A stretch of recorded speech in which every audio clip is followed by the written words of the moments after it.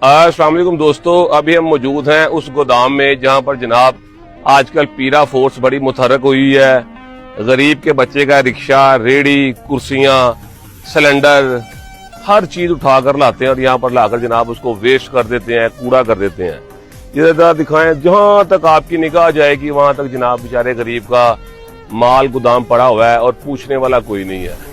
कोई माफी नहीं है कि जनाब उसको पकड़ते हैं, जनाब उसका जो भी रिक्शा होता है, फ्रीजर होता है, कुर्सियां होती हैं, रेड़ियां होती हैं, कोई भी उस बेचारे का जो उसकी जमा पूंजी का सारा सामान कीमती होता है जनाब उसको इधर लाकर जनाब बलडोजर के नीचे रख के वेस्ट कर दिया जाता है। ये जरा रेड़ियां आप दिखाएं, 2-2 मंजिल पहाड़ बने हुए हैं जनाब, इसके अंदर रिक्शे मौजूद हैं, कुर्सियां मौजूद हैं, टेबल मौजूद हैं। तो मेरी गुजारिश वजीर आला पंजाब साहिबा से है कि मैडम आपने अच्छा काम किया है, लेकिन ये गरीब का बच्चा मर जाएगा तो इनका हिसाब कौन देगा?